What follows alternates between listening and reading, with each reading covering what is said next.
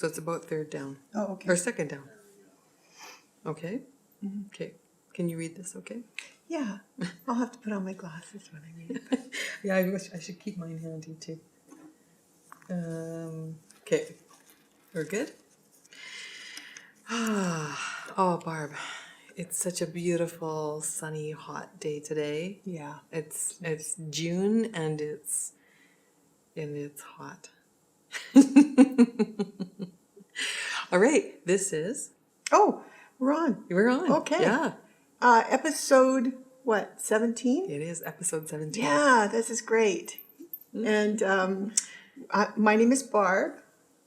And Cynthia, we're from Edmonton, Alberta, Canada. We have a local yarn shop called River City Yarns, and we're sisters. We are. Yeah. And we like to come out to you and talk to you each month about things that are happening in the yarn shop. Right. Yeah. So this is summer season in the yarn shop. It's a little bit slower this time of year. You know, it kind of, I always joke, as soon as garden season comes, you know, we kind of get dropped, right? For, you know, planters. Oh, for being outside. Yeah. For sure. And getting your hands in the dirt. That's right. And that's all good because we need a little downtime We too. do. So, We do. yeah. But we've managed to fill it with festivals and with special events and some, you know, partnerships and things like that we're doing. So we have lots to talk to you about today as well. Yeah. So yeah, today we're gonna just talk. Today we're gonna talk mostly about people we've met, things we've been doing, and we've got some really cool interviews lined up to share with you. Yeah. We'll show you a little bit of yarn, but not lots. And I don't think. Do you even have an FO or a whip or a finished object? You know, everything got put on hold for my trip and trip to Wales. I've been frantically knitting, you know, store samples and trying to get workshops in place and things like that. Right. So. And you've probably packed a few projects to take with you, right? Yes. Yeah. Yeah. Yeah. Yeah. And today, you know, we're trying to do this without glasses. They're causing glare. So Barb's nearsighted right now, and I'm farsighted right now. So we're helping each other out. Yeah, that's the right. blind leading the blind. But I have mine right here, and I'll be putting them on when I have to read something. Yeah. So Okay. yeah. Okay. Yeah. It'll make us look distinguished and mature, right? Don't you think? Yeah. Yes. Yeah.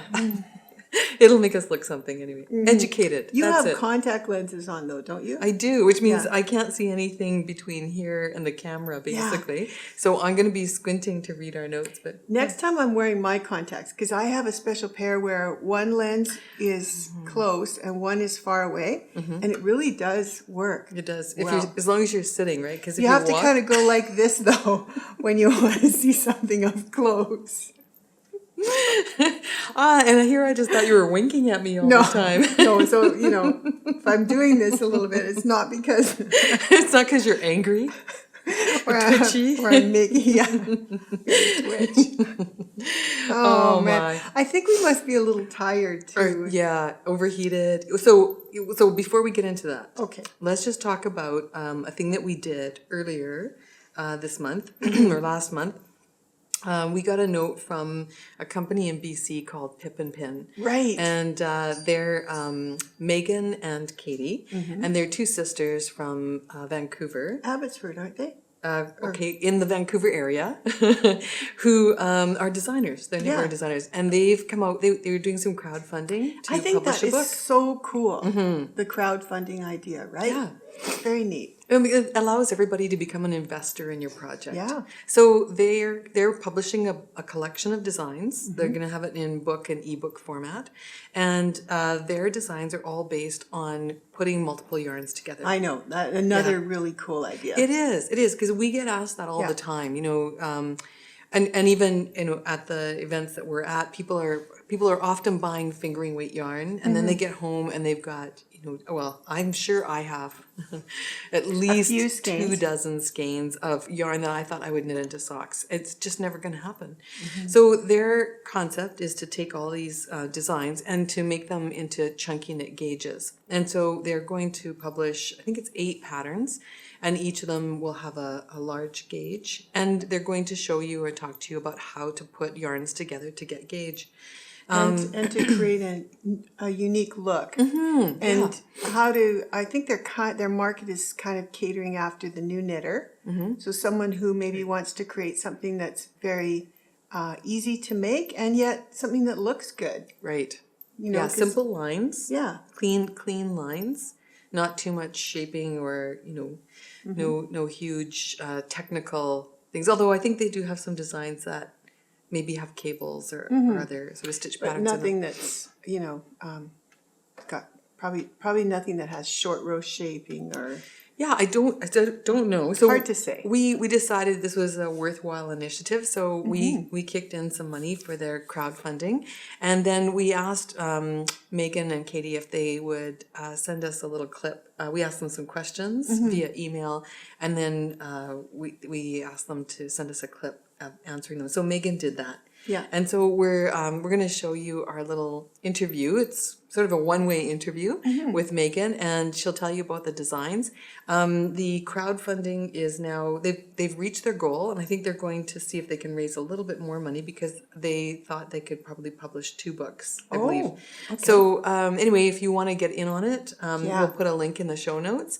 And even if even if the crowdfunding is done by the time you see this, you should still purchase a copy of the book or the ebook, and use up some of your stash. It's a great idea. Yeah. And then we're going to see them at Knit City when we go in September. Yeah, we're hoping to actually maybe have a design out of one of our yarns already maybe made up. Oh yeah, in one of their new designs. Yeah, exactly. Yeah. Okay. All right. So we'll insert the video with Megan here. Okay. And then let you have a look at go them. on. Yeah. Hi, Cynthia and Barb. Thanks so much for having me on your podcast, and hello to everyone who is watching. I'm just going to jump right in with the questions that you sent me. The first one is, how long have you and Katy been knitting?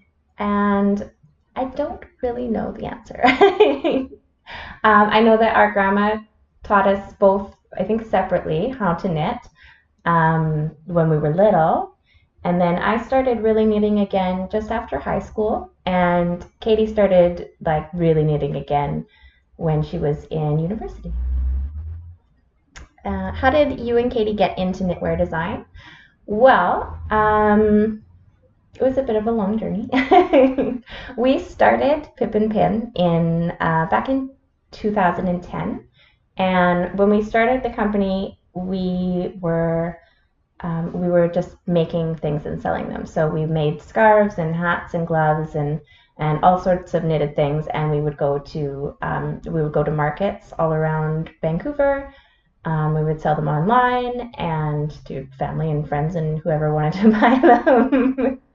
And so that's what Pip and Pin was for quite a number of years. And then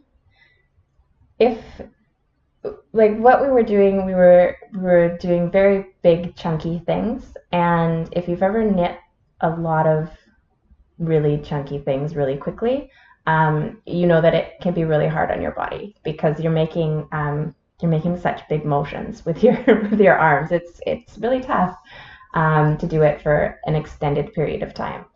So it was really getting really hard on our bodies, and we both had kids as well. Between starting the company and where we are now. And so the time commitment to knit that much was just getting to be a lot, and it was too much. So what actually happened was we were the very first Knit City. We were there selling our scarves and things, and right beside us was Alexa of Tin Can Knits. And that was really the first time I had ever seen a knitting pattern designer and really even thought about what it was. It's one of those things you don't really think about until it's somebody has to make those patterns. So we met Alexa and chatted with her a bit, and pretty much from then on we realized that this was going to be the new direction of Pip and Pin, and the rest is kind of history. Do you collaborate on all aspects of your designs, or do you each have your individual roles? We very much have our own separate things. Katy is a graphic designer, and she does all of the basically I knit and I write up the patterns, and she does everything else. We do photography together, but yeah, I do the knitting, the sample knitting, and the math for all the patterns and things like that. And then she does all of our branding, and she does all of the photo editing and makes the patterns pretty and does our website and like all of the kind of back end stuff that I don't like doing and she loves doing. So it's a really great, in that way, it's a really great partnership because we're both doing the things that we're strongest at. And when we put them together, it makes different.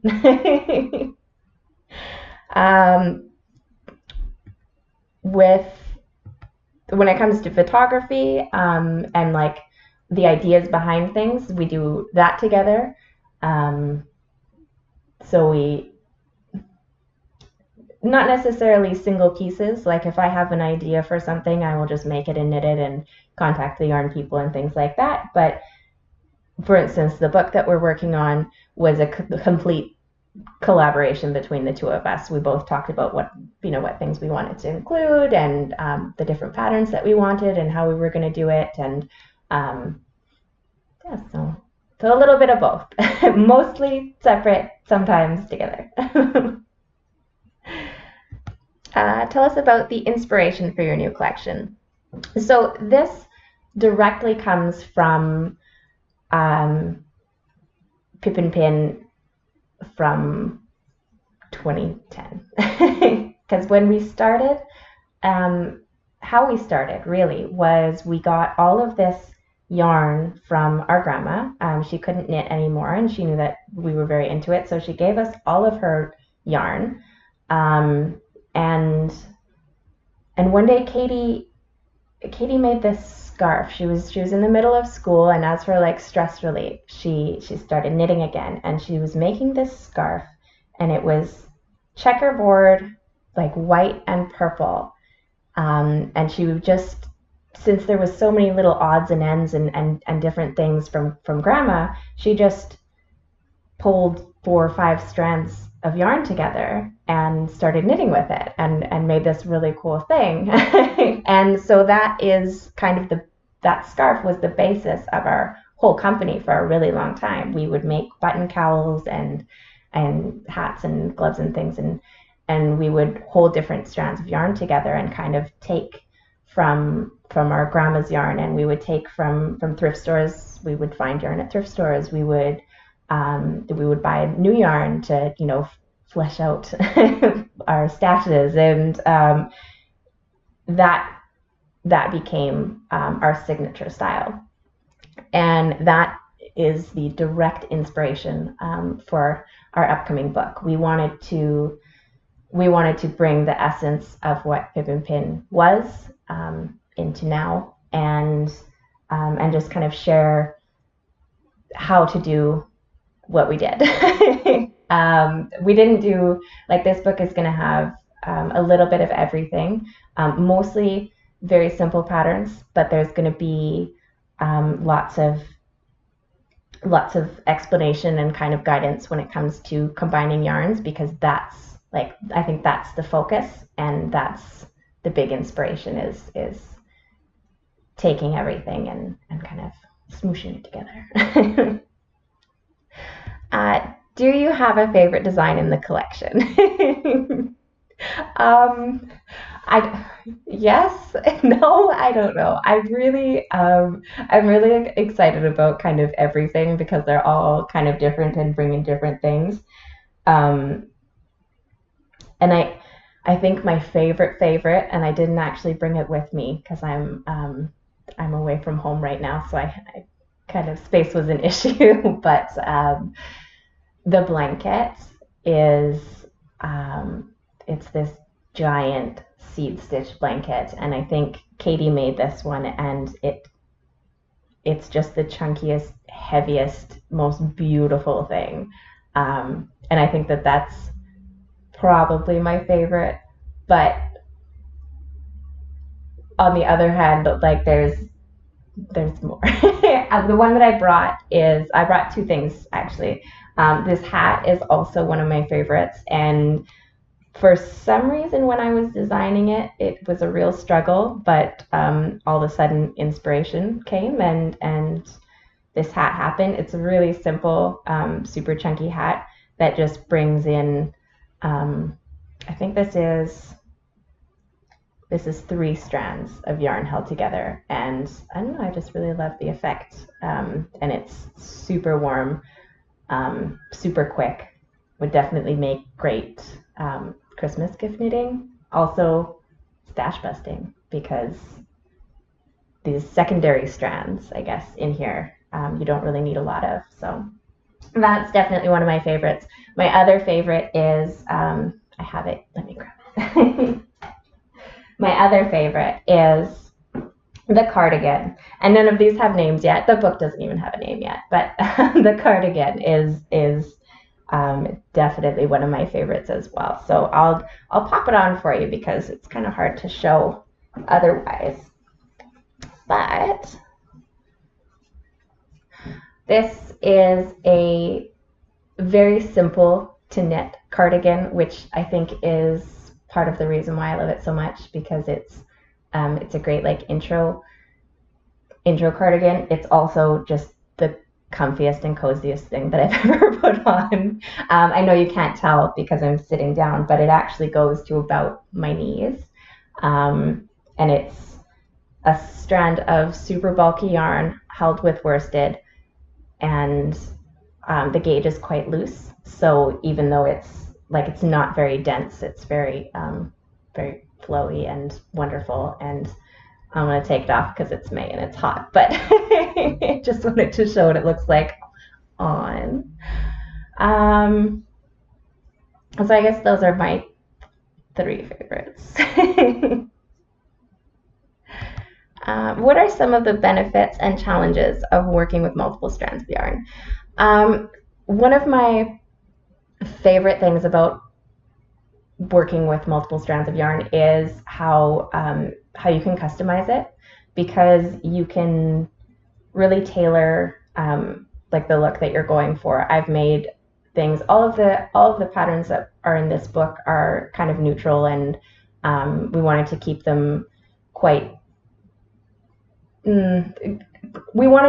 neutral just so that it starts with a blank slate. But you can do so much with it. Like there are some that I've made that are just crazy, colorful everywhere, like explosions. And it's really, really fun to see how all these different yarns come together and play together. It's really neat to look at your stash and see what color combinations you can try, and just have fun with it, and really experiment a little bit more with the type of fabric that you can get. One of the focuses is going to be not taking anything too seriously, because with a lot of these patterns there is going to be some experimentation, and it doesn't always work all the time, but I think that's what's really exciting about it. And I think that's a huge benefit, is being able to come up with something completely unique. The challenge, there's one really big challenge working with multiple strands of yarn, and that is keeping it from becoming a big giant tangled mess. Because when you're working with it and you have it in your hands, you're pulling it all at once as you're knitting it. So I don't know if you're like me and have different yarn brands, and different things are wound differently. So some of them are in balls, and some are in cakes, and some are in those little center pull things. They're all going to be a little bit different, and they're all going to float around in different directions. And if you're not careful, things can get very tangled very quickly. So you just have to make sure that you're careful when you're pulling from your balls, that you're kind of keeping everything under control. We applaud your initiative in using a Kickstarter program. Well, thank you. Was it hard to come up with rewards for each level of funding? Yes and no. No, I think that was probably one of the funnest parts for us. There was the obvious rewards, like we have ebooks and a copy of the printed book once it's done, and pattern downloads and things like that.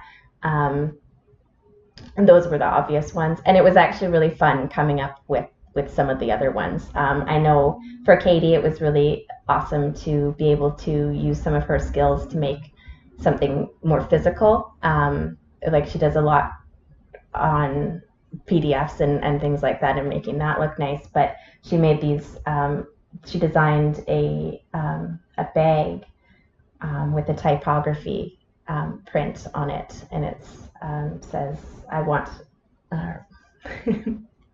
Now I can't remember what it says. I've been looking at it for a week straight and I can't remember what it says. I want to make beautiful things, because isn't that what we all want to do? And it was really fun to see that all come together from our days as doing markets all the time. We knew some screen printers who were local to us, so sourcing the bags and finding the perfect ones was really fun. She also has just printed prints of her typography, and that's really beautiful. And then we got to have some real fun with just some things like one of the rewards was coming on to my podcast and someone is actually going to come on my podcast and because of this, and I don't know exactly how we're going to do it yet, but that was one of the rewards. So that's really fun. And Patterns for Life was another one. So, just the different things that we could do. And we had to edit also. There were lots of ideas that we had that didn't quite make it in, but that part, it was really fun. I think probably one of the things about Kickstarter that I didn't expect that has been really lovely is just the amount of support that we've been getting from the knitting community. And not that we didn't expect it, but we didn't expect it, if you know what I mean. It's been a real, I just don't really have any words. It's been really overwhelming in the absolutely best way possible. And it just, it has really highlighted how amazing this community that we're in is, and just how there's no, there was something I read about collaboration, not competition. And that is entirely what I've been experiencing, what Katy and I have been experiencing. And what I really hope that, or what I know that this community is all about. So thank you again for having me on your podcast. I had a lot of fun, and I'll see you at Knit City. So let's talk about Fiber Frolic. Oh, okay. Yeah, we were so happy because we participated in Edmonton's second annual Fiber Frolic. We weren't able to make the first one, but we were able to make the second one, and our store had a booth there, and it was so much fun. We had a lot of our customers come by and say hi, and we met so many new folks. Mm-hmm. And friends and visitors and family came by. Mm-hmm. Yes. So it was a lot of fun. We had so much fun. Yeah, it was a new venue for the Fiber Frolic too. They held it in a different place this year, so that has some growing pains that go along with it. And we had a very small booth, so we had to really we actually really set strict. it up. We set it up in the store a week before, just kind of simulated where the walls and everything would be, just so that we could figure out what we were going to take, because It is. It's a very small space. In hindsight, I think we took too much. Right? Always. We always do. It's like Yeah. packing for a vacation. You Yeah. think, oh, let's just throw this in. Yeah. And then you But- never really know what's going to be the big thing. Yeah. Yeah. Well, I think for us, the big thing was our Adam and Eve yarn and our Eden yarn, our cashmere-based yarn. That it was a hit, and our hockey yarn and our football yarn. Yes. Yeah. And then we had the new one from Biscott. Yeah. We had Biscott do a special colorway based on an inspiration photo of a landmark in Edmonton here, the Flatiron Building downtown, and they did a fabulous job. Created a nice self-striping yarn for us. Based on the photo. And the photo was taken by a local photographer, Yeah, Kim Tanis. And she's got some really pretty, some beautiful pictures of Edmonton and different landscapes in Alberta. Right. Really nice. Yeah. So yeah, that went over really well. And we had a contest with it. Yes. Well, the contest we're drawing in September. We're going to pick a number, and each of the skeins has an individual number on it. And then the winner, the person who holds that number, is going to win a $100 gift card. Right. From River City Yarns. Yeah. As long as they claim it within That's right. 3 days. Yeah. Yes. Yeah, you have to be If not, quick we'll on draw it. again. Yeah. Yeah. So that's really fun. Yeah. Yeah, it was a really good event. It was great. Yeah, so there were about 40 vendors there. I think Right? some 40, maybe 42. 48. Yeah. And there were lots of people, and you went shopping. Oh, I did a little bit of shopping. Not much, though. No? Well, you know, it was hard to get away from the booth, right? It was very busy. I just said you love to shop. Oh, I do love to shop. Yeah, it was very busy.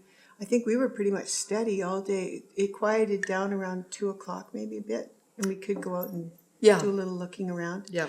I went a little bag crazy. Do you want to Yeah. show us what Sure. you got? Okay. Sure.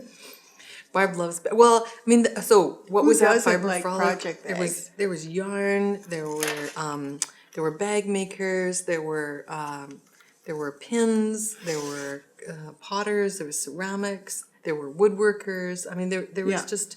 It was a little bit of everything. If you could make it with your hands, it was there at the Fiber Frolic. So that was really nice. Yeah. So there were a few kind of new to me bag makers Yes. there, and I love different shapes of bags, and I also have this thing about Japanese fabrics, and so Is this the booth right across from us? yeah, Yeah. Atelier Nakazuki. See the show notes? Yeah. Yes, yeah. This was so pretty. This was a bag. Here, let me hold it for you. So this has sort of trees on the outside, and then on the inside, the fabric is like Pretty. a creamy taupey color with white detail on it with flowers. Yeah. And I'm not sure if this lady sells them online or not. Do you know? I don't. We'll check. She is going to be at Knit City though, so that's another place to see her. Yeah, But she that's does really nice. incredible work, and if you can look her up online and get one of her bags, do Right. it, because So this is called a large wedge bag, and it's zippered with a nice little zipper pull on the end. Yeah. And this one she calls her box bag, right? yeah, the small box bag, and I just thought this would be perfect for little notions. When you kind of have this filled, it is sort of square, and it's Right. got a handle on it. But I just love the shape. I thought it'd be perfect for tape measures. You could Even definitely put a sock yarn in project here. for sure. Yeah, very In case pretty. you wanted to knit me some socks. She laughs. No, So these are these And- all from the same person? Yes. Yeah, you did go a little did, bag crazy. did go a little crazy. Well, here was the deal too. She had this cute marketing kind of plan where when you bought so much, you got a coin and you put it in this little Japanese. It looked like a kind of slot machine sort of thing, and you turn the handle like a bubblegum machine. Yeah. And out pops this little container, and it had a stitch marker in it, and then a discount. Oh. Did you see that? No. Yeah. No. So it was really fun, and I'm What a great just idea. a sucker for stuff like that. I just love those kind of neat ideas. Oh, good. So did you win something? Yeah, You got a stitch marker. I did, and Yeah? it's right here. Oh, it just so, happened to be okay. exactly the color of this bag, so that Perfect. turned out perfect. Oh, good. And then this bag Yes. was her. What's it called again? This is called a knot bag, knot- right? Yes. Because you do this. Yeah. Yeah. So you put the long handle through the short handle, and then you can wear it on your wrist and knit out of it. And again, just a really neat design. I kind of love this origami kind of I bought one of idea. these too. Did you buy one too? Yeah. Okay.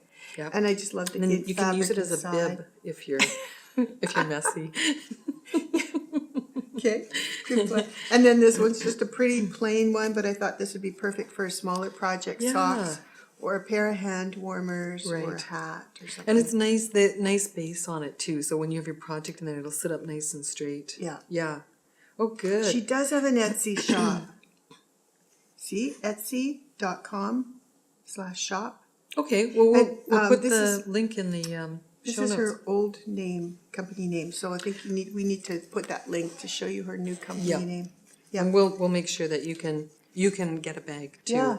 So you show yours, and then I'll show the rest of mine. So I bought a knot bag as well. Oh, that's beautiful. Yeah. And again, I just love the fabric. And look at this. The inside of my fabric is the same as yours. No, mine's slightly different. Mine's white. In your wedge bag. Oh, in my wedge bag. Isn't that pretty? Yeah, so we're matching I on the think- inside. Well, yeah. And are they reversible? Oh, I bet they are. I have a few little trinkets inside mine, and so. Oh, do you? But Can't yeah, I'm turn sure it you could inside turn it inside out. So if you did wear it as a bib and you didn't want anybody to see the mess you made, you could turn it inside out. Okay. I'm just planning ahead Yes. for my senior days. days. Oh, I thought you said because you're traveling and you need multi items. Yes, I do. You need to have every item in your suitcase needs to serve a dual function. Play double duty. Absolutely. Yeah. What else did you get? Oh, I saw you had something else. well, I did have. So what have I got in here? Okay, so I got little things. These are cute. Yeah. So Kim from Flock Fiber was there. Oh, And I so saw those I and I bought- forgot to get some. Yeah, I bought some stitch markers. Oh, well, which one No, would no, you no. like? You keep them. Absolutely. These are all of you. I can tell. Well, there's a robot, there's a cat, and there's a little sheep. Oh, That's you. You're the little No, yeah, yeah. no, I can't. I I'm going to get insist. some from Kim. No, I want you to have these. I bought these just, to have on hand. So, yeah, you have the little Oh sheep. my God, that's so cute. Thank you. One of the things, so Kim in her booth had, of course, hand-dyed yarn. She had sock blanks. Yeah. She had some chunky yarn. She had some DK weight yarn. I thought it was really nice because she had such a variety of yarn weights. Mm-hmm. And I just couldn't buy any more yarn. Right. So I bought stitch markers instead. And she has beautiful, beautiful stitch Mm-hmm. markers. So we're going to talk to her later. So I got those. And then we went to another booth. It's a pottery company. Chasing Fire Studio. Right. Yeah. Yeah. And we were looking at the pottery, but then I saw these. They're leather sew-on patches for the bottoms of your slippers. Heels and toes. And I got really excited because we're going to do a workshop later on where we're doing crocheted slippers, and the slippers need to have these little leather bottoms on them. Mm-hmm. So I bought these for Heather, one of our instructors, so she could sew them on the slippers and we'll Nice. test them out. And then, yay, we've got a local supplier of leather bottoms because these are really hard to find. Is she local? Well, she's in Calgary. So local-ish, right? Yeah, yeah. So that was really fun. And her husband was wearing a kilt, and we had lots of jokes about that and a whole bunch of fun. And then this I didn't get at Fiber Frolic, but it's this is also Kim. This is Ginger Snap. And I bought these. She was at Fiber Frolic as well, but I bought these when I was at Comic-Con. So it's just another little project bag with the Star Wars So on it. cute. Yeah. And then she happened to have Progress Keepers. And so I got a Millennium Falcon and a Death Star Right. while I was there. So Yeah. I brought And these that's because... where you got the pin from that you gave me last month, right? That says "Make it so." Oh, that was a different... Yeah. Yes, I got that at Comic-Con. Yeah. Lovely. And and then again, you got one of these too, didn't you? Mm-hmm. Did you bring it with you? Mm-hmm. Yeah. So this is from a company called Sew Shannon, and this is another bag that I got at Comic-Con. But you show us yours that you got at Fiber Frolic. Well, go ahead, keep going. Oh, okay. You have one more item, I think. Yeah. So Studio Brita, I got this iPad cover. Which is really nice and padded. So I thought this would be perfect for traveling. Yes. Because then I can put my iPad in my backpack and it's all covered. And she's crocheted an owl and then stitched the tree on and sewn in this little panel in here. All of her stuff is beautiful. Yes. Beautiful. We just think it's so, she does such beautiful work. Yeah, yeah. And look at this owl. Look at the owl on the front. Yeah. I mean, she's crocheted that. Yeah. And then sewn it on. So cute. The details are just amazing. I also got my mother-in-law one of those little pin cushions. Did you? She sells these little pin cushions that are filled with crushed glass. Yeah.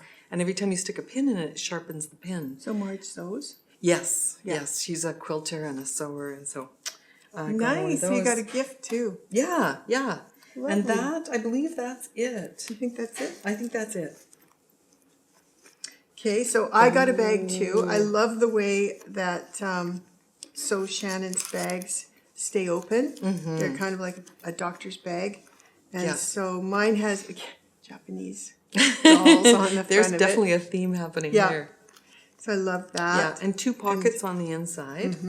And such a beautiful lining Yeah, too. I didn't realize you could fold it over like Well, that. I just, that was me. Yeah. And then I got a little bit of yarn. So I met Ooh, Ashley here. McKeever from Comfy Cozy Knits. Right. She was at the show and I just kind of was mesmerized with her and her daughter Lily. Yes. She was just, did you get by there? And No, I did visit not. them? But Oh. they've been in the store before. I think Ashley has. Yes. Yeah. Yeah.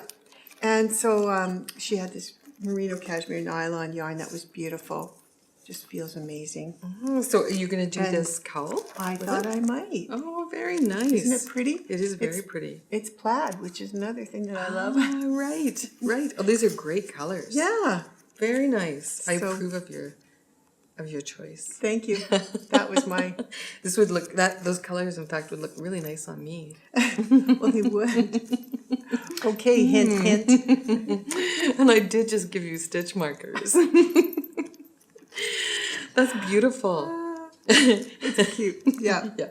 So yeah, she was lovely, lovely girl. You Yeah. have to go check her out too. I'm sure that she is probably also on Etsy. Yeah. She told me she really has only been dying for a year. Oh, okay. But I'm dying to take a look at her pattern too Yeah. and see what kind of design she does. So Right. stay tuned to hear more about her. Well, speaking of patterns, the Cozy Up with the Stitch and sisters came by the Yes. booth as well. All four of them were there. Yeah. And they gifted us with some patterns too. They I didn't- did? Yeah, I Oh, didn't I tell didn't- you, but yeah. You were holding out on me. That's great Tuck 'em because away. I took photographs of the Katy shawl Yes. Yes. that the girls had with them. I think Sarah was wearing it. No, No, I think Katy was I wearing think it. Katy Yeah. was wearing it. Yeah, and it's so pretty. Mm-hmm. Did you know it has a special stitch pattern? I think it's Yes. called the eye stitch or Yeah, eyeball stitch. it's really cool. It's like they've taken some strands of yarn and given it a twist and then knit it in. So we're Yeah. gonna do it, right? Yeah, we're gonna, absolutely. We're Yeah. each gonna knit one, and we'll pick some beautiful yarn to do it in. Yeah. yeah, and then maybe we'll do a knit along with them. Oh, that would Something be like fun. that. Yeah, yeah, Yeah. Wouldn't that be cool? For sure. They're so much fun. Jamie, Sarah, Katy, and their other sister. The four of them were there, and they're so delightful. And their mom too. She's been in the shop too. And Yes. it's a lot of Yeah. fun.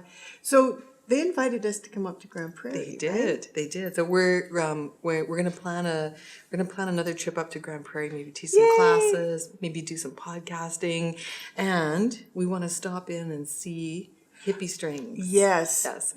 Our, Hippie Strings is the newest yarn shop in that Sexsmith. area in northern Alberta. It's in Sexsmith, just outside of Grand Prairie. Yeah, and they have an amazing selection of yarn. I was, kind of taking a peek at what they've got online, and they've got some fabulous yarn. So we have to do a little shopping there too. Yeah, and And it's a mom and daughter team. yeah, Yeah, so that's good. I asked them if they get along.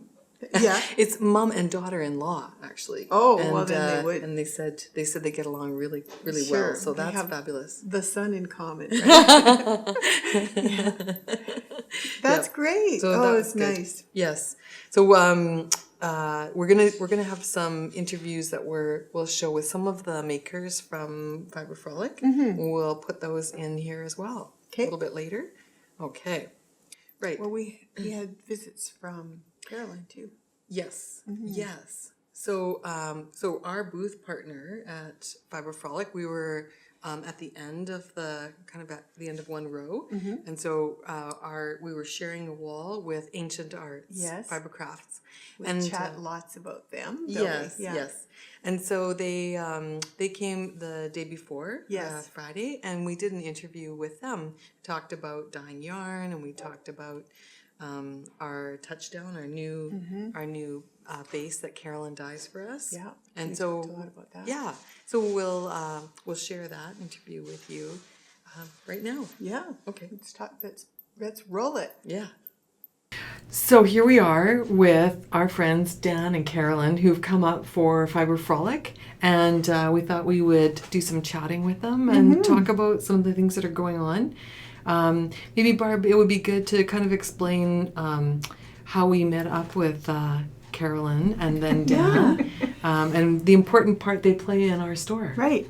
You guys, I can't remember. We've been dealing together for years now. Collaborating. How did we? At least 5 years, isn't it? Yeah, I'm Something sure. like that.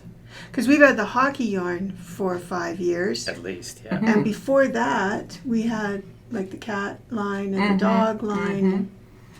Yeah. I think it started with the folk art collection. Right. Yeah. But how did we meet? Do you remember that? I think it was Polka that kind of put us together in the first place, wasn't it?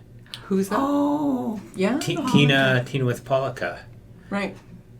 I think so. Yeah. What's Polka? Carolyn and Dan worked for we had another partner. Yeah, we had right? another. Tina had Distributor. Polka, and Polka was a distributor of all sorts of really interesting things like felting kits from Europe and hand-dyed yarns and amazing buttons and things like that. Really fun business. It's a very fun collection of things. Yeah. Yeah. Oh, cool. And then I'm pretty sure that's how we started, and then we started getting the cat and dog line, and it just went on from there. Right. So this is all yarns under your company name, which is Ancient Arts Fiber Craft. Correct. Yeah. So yes, we were curious about where the name came from. Ancient arts, because I've always been fascinated by archaeology. Oh. And so from my earliest days, I wanted to be an archaeologist, and I studied it all, and I was going to do the things and conquer the worlds, and I went and did an archaeology degree, and that's when I found out that, that wasn't going to work out because they wanted me to pay them instead of they pay me. And Alberta had a recession at the time, so I didn't end up as an archaeologist, but because of my passion for archaeology and the cultures that have gone before us, that ended up being the name of the business. And I remember when the name of it popped into my head, I was walking down the street and, just sort of thinking about stuff out of the blue, boom, there it was, fully fledged, the whole name. Wrote it down frantically and charged off to the registry and put it in so I wouldn't forget it. Because it really, to me, expressed the connection that we have today with the people that came before and what they were doing, because it goes back many millennia. So I like to try and embody that in sort of the aesthetic of the dyeing all the way to the yarn bases that we do. Right. So Wow. That's a great story. I never knew that. No. Did you know that? No. No. Do you have that on your webpage, Carolyn? I don't know, but if we haven't updated it to say that, it should. I have this lovely and talented assistant, and I'll have to talk to her. And would that be Dan? No, actually, well. Nothing lovely about this guy. We should probably explain too that that Dan and Carolyn are a couple. Yeah, that does help. Yeah, and you have a title too, right, Dan? What is my title? I think I've kind of got a title. CCO or? No, it's nothing quite as clever as Chief Yarn Officer. I'm actually just the finance officer and VP of business development. So Okay. We decided that he needed a nice big title. Yeah. yeah, Something fun, reflective of the fact that, he does everything and it's dog. And not quite as creative as chief yarn officer. So I will admit that was a good one. How did you come Yeah. up with that one? That's got to be a good story, Well, too. I come from the accounting background because when the archaeology didn't work out, I ended up as an accountant for 20 years. And so, you have chief executive officers and chief financial officers. And again, it was like, well, I think I need a title that reflects chief yarn officer. Yeah. So that's what I called myself. Yeah. And it gets a lot of laughs. it's a fun little brainstorming afternoon that kind of helped create that. Yes. So, Yeah. Were you drinking beer? Anything, There Oh, might but wasn't something educational could have involved. been. I know there was a patio, so. yeah. Yes, I've seen a few photos too with a frosty mug of beer and Caroline The pub knitting. knitting, Right. yes. Yeah. Which brings us to our next question. So, it's on your needles right now, Carolyn? Oh my goodness, Oh. what isn't on the needles right now? I am a bad You're not girl. a monogamous knitter. I am not a monogamous knitter. No. Welcome to the club, right? Yeah, who Yeah, is? yeah. So if you get an addiction to project bags, this can be a problem for you in regards to being a monogamous knitter. And unfortunately, I have a slight addiction to project bags, which means that there's probably about a dozen different projects on the needles at any one time. And my excuse is, I must knit for my yarn company, because we all believe that, right? Yes, absolutely. The ones that I'm working the hardest on, though, would be the third sweater in Lascaux. Because, everybody needs 3 sweaters immediately in that yarn. Yes. I tell you, you do. Then there's a shawl out of the little metal soft that I'm working on because, oops, I developed some new colors, so I had to knit those immediately. You 4 pairs of socks, 4 pairs of socks. soft Okay. head hat. I only brought 3 projects with me. No shawls. No, Yeah. lots of shawls. Oh, that's good. Yeah. Metal soft. Yeah. Okay. Yeah. Then there would be a couple of Lascaux shawls that I'm designing. Yeah, I'm having a lot of fun with those. Color work and textures and lots of fun things.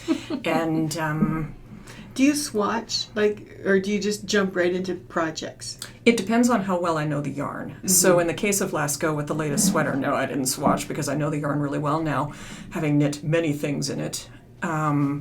If I'm not positive, though, I definitely swatch because there's.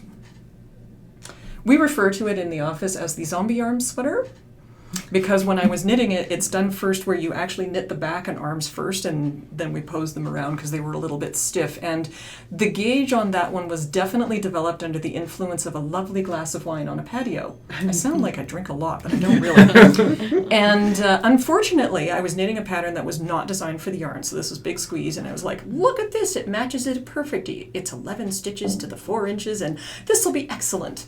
I was very mellow and relaxed when I did the swatch, and when I knit the sweater, it was completely wrong. And so you put this thing on, and for some reason I decided I must be 6'5", lengthened the sweater tremendously, and it's much too loose.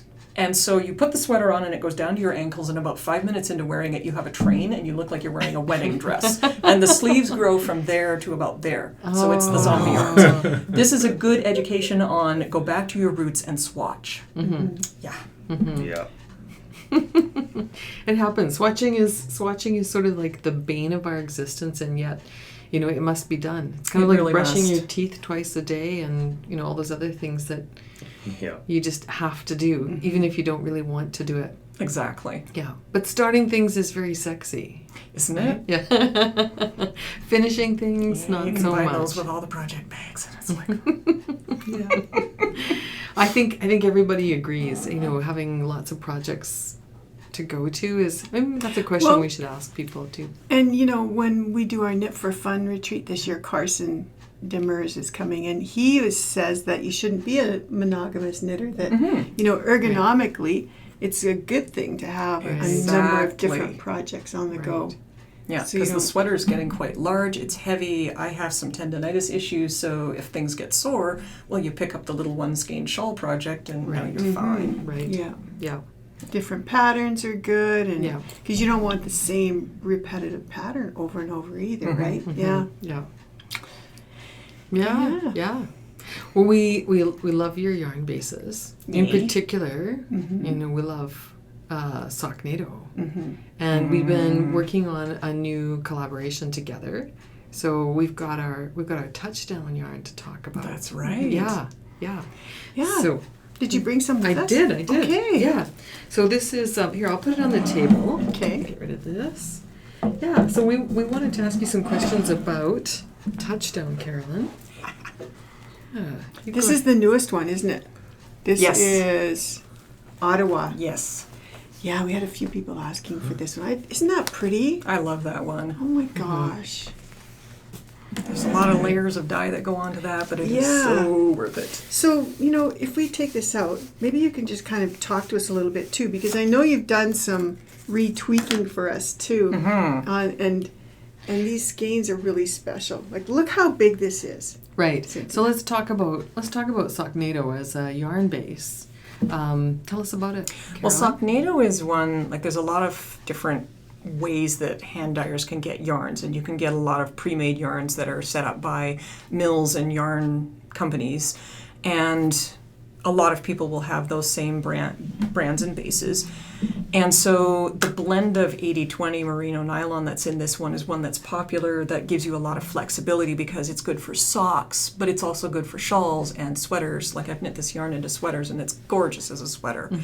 So it's a very flexible percentage, because if you start to get into the 25% or more of nylon, it starts to get a bit scratchy for a sweater, but of course your socks wear really well.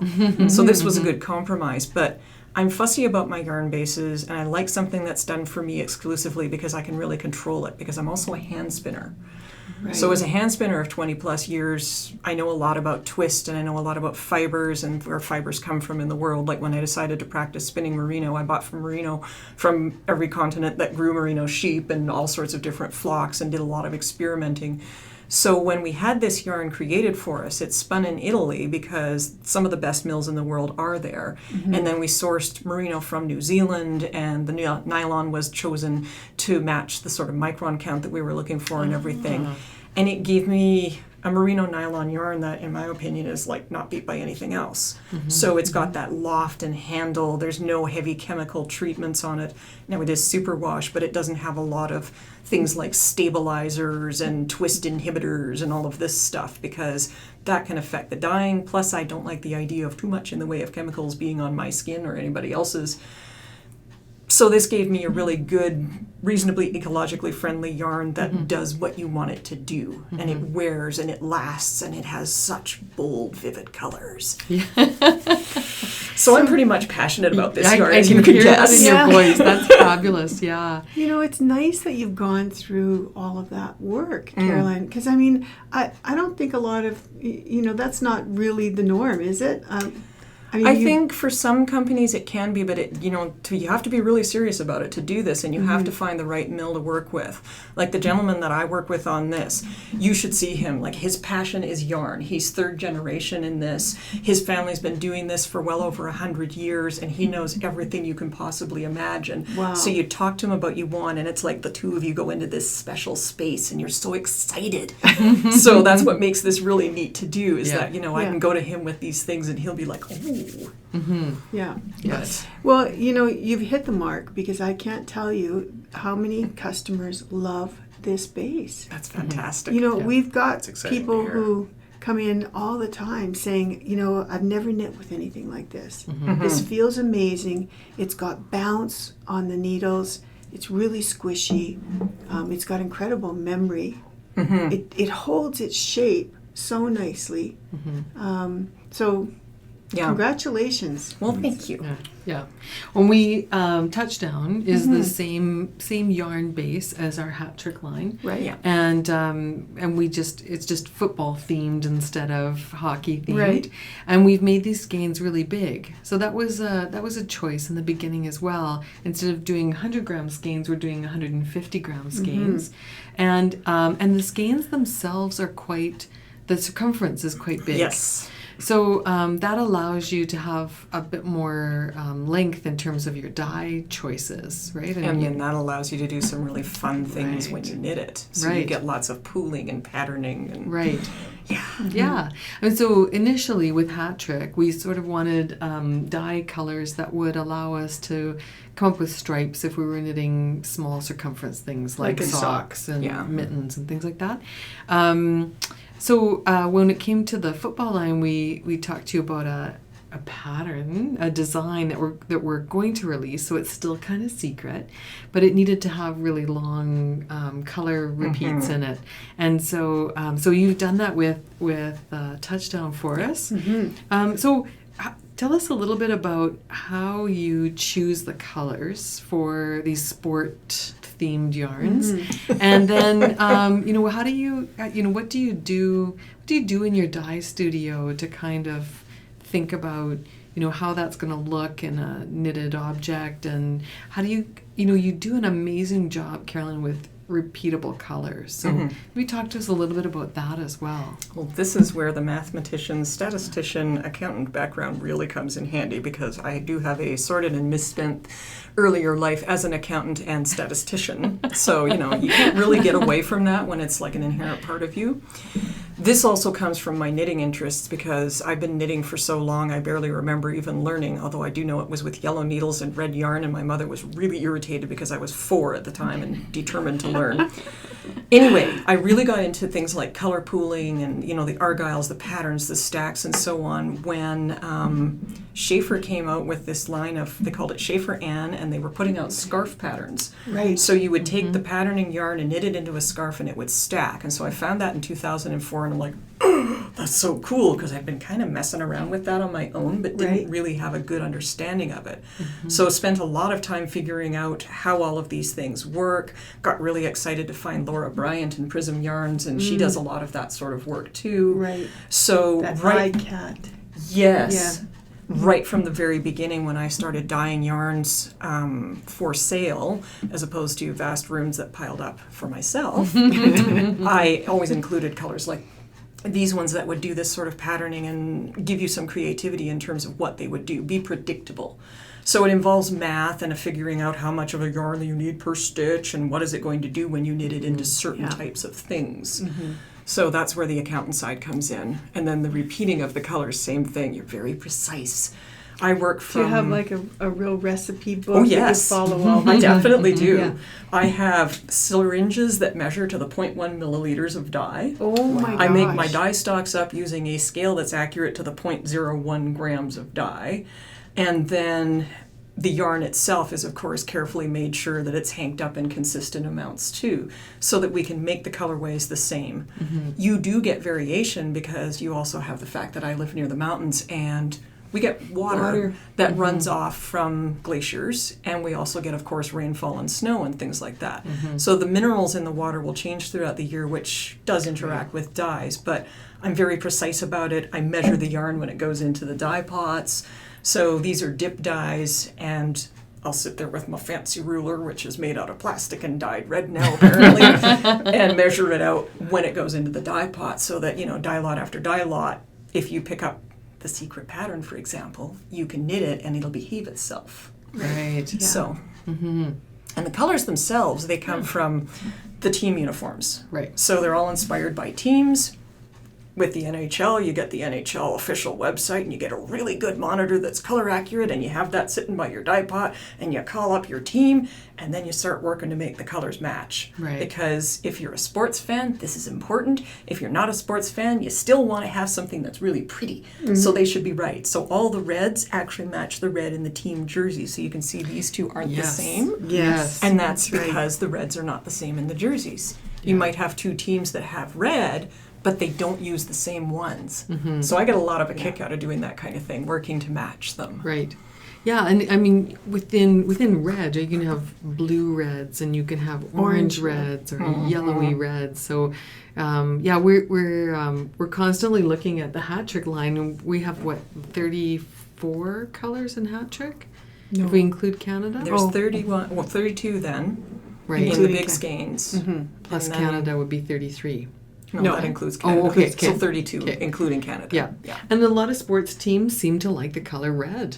Oh my goodness, yes. So, trying to come up with all those different All the shades different of red. reds, and then one of the things that helps to distinguish the colorways is that you take a look at the uniforms themselves and what's the color balance in the uniform. Mm-hmm. So do they have a lot of red with just a little bit of black, or do they have vice versa? Mm-hmm. You get a lot of teams too that change their team colors. So what was the one that had strong fan response? So Minnesota was a good example of that. Right. They did this kind of old-timey uniform at one point in time that had a lot of online hype to it. So I'm like, that's a beautiful set of colors as a yarn. And it's the one that fans resonated with, so that's what I did. Was to Right. proportion it and choose based on the fan response. Right. And it's the one that also has just a little tiny splash of red in it. Yes. And we love that yarn for Christmas. Isn't it fun? It's just perfect. It's the Yeah. perfect green and Christmas red all in one skein. Yeah. So, that's another thing that we often tell people is that, you don't have to buy this because you're in love with this particular Hockey colorway. You can this particular team, whether it's football or hockey. Right. You can just pick it on the colors. And this one here, this is Touchdown in Hamilton, which reminds me a lot of Boston in hat trick. Yes. Because the Little yellows brighter, really, I think. Would you say? Yeah, the yellows are different. Mm-hmm. And the length of the repeats is different. Yes. But they all, that's one of the things too that's important to me is it has to be knitterly. So if the uniform, you look at it and go, oh my God, what's the one that has the Chiefs head as their logo? Chicago. Yes, Chicago. Yeah, Okay, so yes. that one was not knitterly colors. We would not want those colors together in something because they would fight with each other. So that's where we went to the socks Right. and took the socks for the color inspiration. So these ones, they're similar, but they pattern differently. Yes. Yeah. Well, this weekend we were packing our bags for Fiber Frolic, and we couldn't take all of the colors, so we had to kind of make some choices, and that was really hard. So we said, well, we definitely want all the Canadian teams because we've got a Canadian audience. Yeah. And we, kind of want Team Canada because that was a good one too. And then we picked the teams that were in the Stanley Cup playoffs. And then we had room for one more, and we said, what was that? And Sheila said, well, you got to take San Jose because it's just pretty. Just Yes. a gorgeous Teal. color. Yeah. It's one of my favorites. Yeah. Yeah. I will admit that my dyer burst free of its constraints on San Jose, and I'm like, these are really beautiful, and I love doing the layering on them, but I also really like variegated yarn, and so it's like, all right, that does it. San Jose, it's based on the ocean. They have an ocean-related logo, and so we are doing water here. So there's lots of layers of dye to give it a lot of depth, because I thought you need one that is just plain pretty. Yeah, Yeah. good That's it. choice. Yeah. I like this one too. I again, I think you've done a nice job of putting colors together that you may not always pair, but you've put the colors in the right kind of intensity to make it look nice together. So you got this bright royal blue, plus that really nice kind of beigey tan wheat color that comes out, and then set off by some white. Yeah. Touchdown is a fun one to do because the CFL changes the colors of the uniforms so much that again you can kind of like, ooh, I can just pick and choose which year do I like. Well, and again, I also did some research on fan response. Okay, we really like these ones, or ooh, why did they do that this year? But yeah, it's a lot of fun that way because you can be a little bit flexible. Right. And then we've also got the 100 gram skein. So we've done some work with semi-solids, and I think this was your suggestion as well. Yeah. So it's been great because this way, if you wanted to do socks or a hat and you wanted to have some main color kind of trim in it, the semi-solids allow us to pair it up with something. And this one I brought in because it's turf. Which you did initially to go with Edmonton. So Goes you get that, so well. Yeah, you get that nice green in there, and then some of the hat trick semi-solids will go with the colors Exactly. in the football line as well. And it's true, like we get people who are buying this and they haven't even been to our store. They're buying it online. A lot of our customers are from the US now, and they ask, do you have a semi-solid to go with it? So it's really nice to be able to say, yes, we do. That you could choose this one or this one, or that one, that they all kind of go together.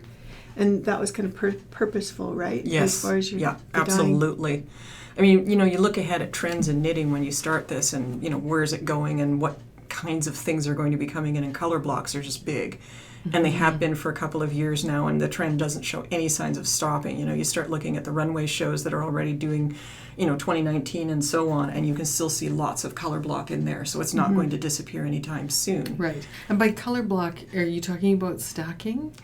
Stacking, but Maybe we also like if you took like a shirt like this, so chunks of solid colors, that sort of thing. And then in knitting, you get a lot of things like it's showing up in the form of mosaic knitting. Where you need solid colors, but you're altering them by putting them into slip stitch patterns. Right. So this gives you the opportunity to combine something that's going to do some patterning on its own with some solids, and then you could even do things like mosaic. Right. Like if you did this and this together, you get some really neat effects. We'll have to try that. I think so. So when you say color blocking, I sort of think of sometimes when you work with a variegated yarn, you get that, I call it wood grain effect. Yes. So that's just the pretty kind of paths that the yarn can take. Okay. Yeah. As opposed to stacking, in which you're knitting to get your colors to stack one on top of the other and create more of like vertical lines within your horizontal Exactly. rows. So a really easy way to color stack and have something that wouldn't take too much trial and error would be to take this and you cast on the stitches that do one circumference of the skein, and if you knit, the colors will just stack up. Ah, right. Okay, so you're knitting the number of stitches that would get you to the repeat in Yes, the exactly color. the same spot in the skein. And that'll be different depending on the size of needle that Exactly. you've got, right? So if you And hold the this size of the barb- skein. Yeah. Yeah. So what we're talking about then is knitting, starting at this Start red there. perhaps, knit, knit, knit, knit, knit, knit until you get back to that. Yes. And that's the number of stitches you need to stack. Well, that makes Yeah. perfect sense. And in the old Schaefer and scarf, it was a smaller circumference skein, so they did it as a scarf, and it was the same thing where you were knitting just the one length. Right. It's a little bit fussy on tension, but it's actually something that's really worth trying because it teaches you so much about your own tension. And if your lines aren't staying the same, if your stacks aren't forming, then it teaches you, ooh, I need to work on my tension perhaps. Right. Or if your stacks are perfect, you can be like, And it doesn't mean that, so if you were following a pattern, it would mean that you'd have to have the same tension as the person who,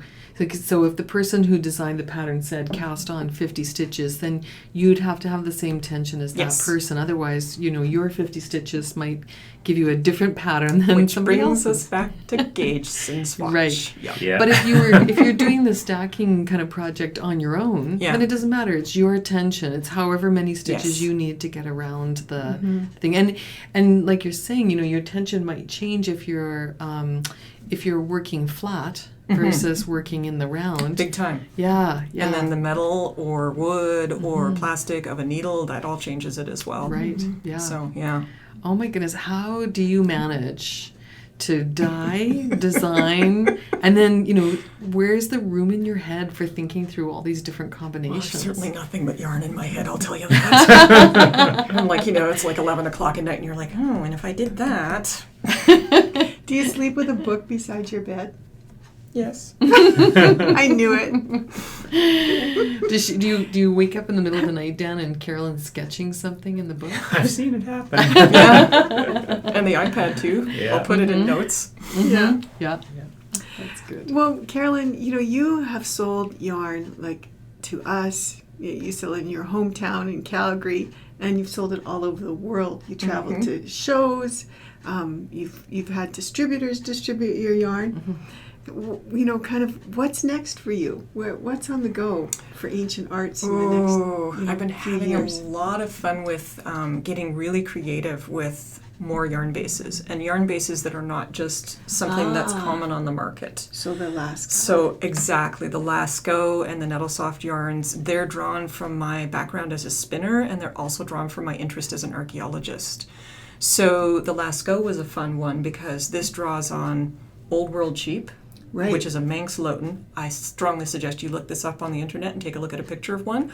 Oh, they are the weirdest looking things ever. We did Six that. horns. We'll add a link. Yeah, we did that. Yeah.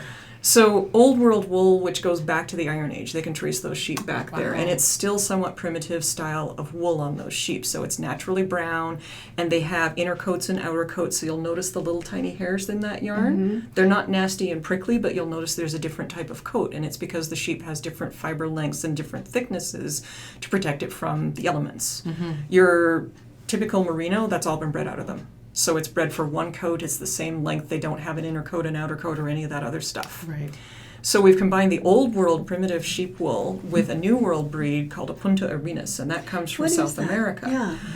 Punta Arenas would be a crossbreed of a number of different things, including long wool sheep and something that's got fair amount of fineness, and it gives you what would be a medium type wool that has a lot of luster, it's silky, it has strength and drape, and it's longer. So your Manx Loten is about this long in your fiber length, and your Punta Arenas is more like about that long. Is that because it's South American and it's It's the warmer? genetics of the sheep. So you've got things like Old World Lincoln sheep in there, and those are long wool sheep. So sheep come in different types. They have the short fine wools, and they have the medium wools, and then they have what they call the luster long wools, which are very shiny. So this one is a crossbred in the New World of a number of these that gives you a specific character. And one of the things that I really like about it is that it is incredible for dyeing.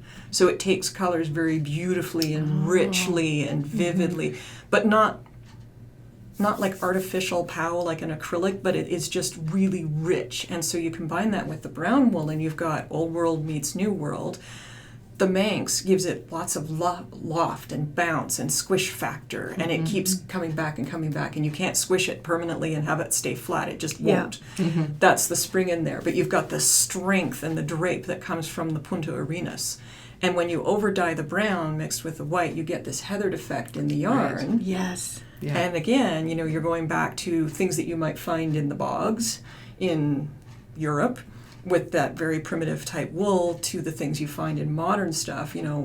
Peru has been an area where there's been a lot of things coming out of there in terms of interesting colors and bright punchy things and so on. So you've got that tradition combined with the old world traditions.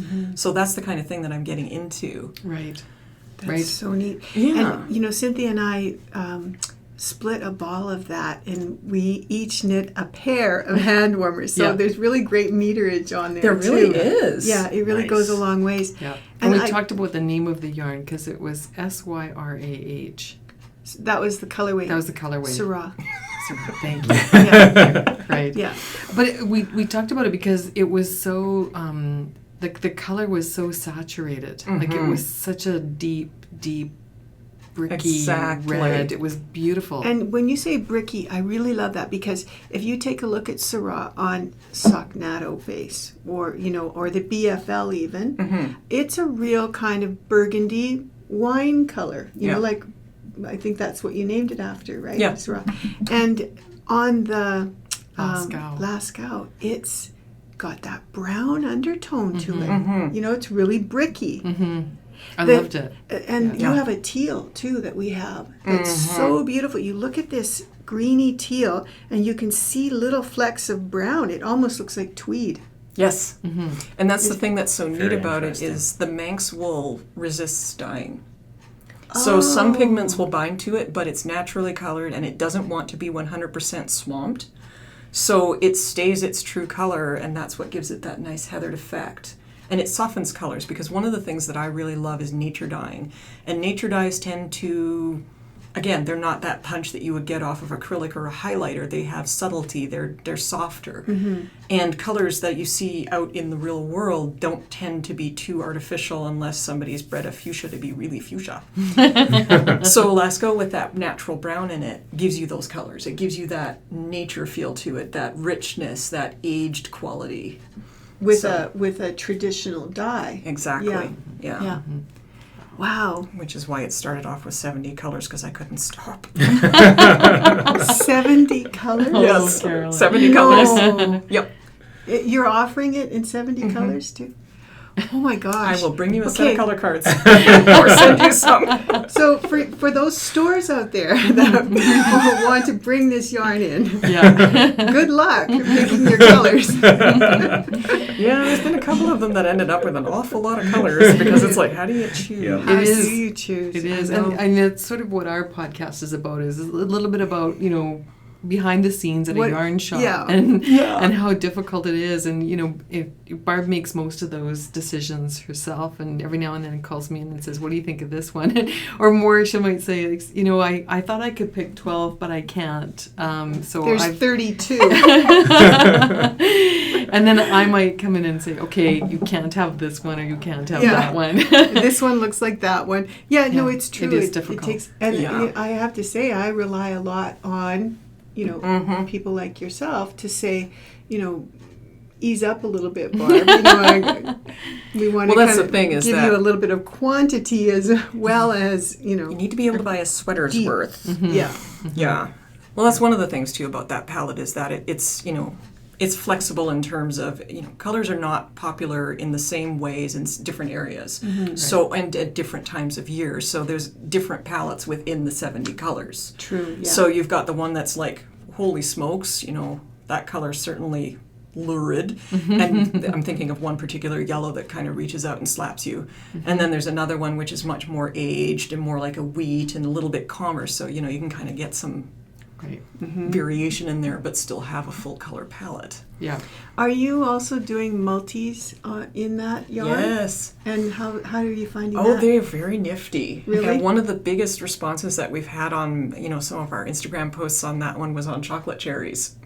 Chocolate and cherries. Yeah. Sounds intriguing. So you've got the natural caramel color of the yarn, but then you've got reds and browns, and it's really pretty and it's lots of fun. And when you knit it up, you get that lovely painterly effect. And we have one that's based on one of our colors that's really popular called Eiffel Tower. We call it Paris because it had to be adjusted to work on the caramel base, but it's still inspired by the same things. So you've got So it's got some blues in it. And some blues and some browns and some, sort of eggplanty colors, and they all harmonize together. Again, very earthy, but very rich. So Boy. Eiffel Tower is one of our top selling colors in the Yep. BFL. exactly. And I could hardly wait to see it on the Socknado. Because, talk to us a little bit too about your transition, because you're kind of moving a little bit away from the BFL now. And Yeah, one of the things that's really nice is to keep up with trends, and there's no point in having something that you're going to go and look for a pattern, and all of the patterns that are coming out right now aren't suitable for it. So the Bfl yarn, that's a blue face Leicester, and it's a Leicester long wool, and one of the reasons that I chose it to begin with was A, it dyes beautifully, and B, it's strong enough to make into socks as well as You don't shawls and need sweaters. nylon You in it. don't need nylon, and in fact it gets kind of coarse if you do put nylon in. Ah. But a lot of the things that are being really popular out there right now, like your beautiful shawls with all the different color work and so on, Bfl, while you can knit it into that, it doesn't have that squish factor. And so it's not as popular right now. So we're transitioning from that into things like this that have the squish factor and the potential to be able to take a really bright, vivid color. Because while I love the earth tones of Lascaux, who can resist some pop? That's a good way to say it. Do you think do you see some trends that way in terms of colors? And here in Alberta and Canada, like do you think things are getting brighter, darker, Oh yeah, deeper? and pastels.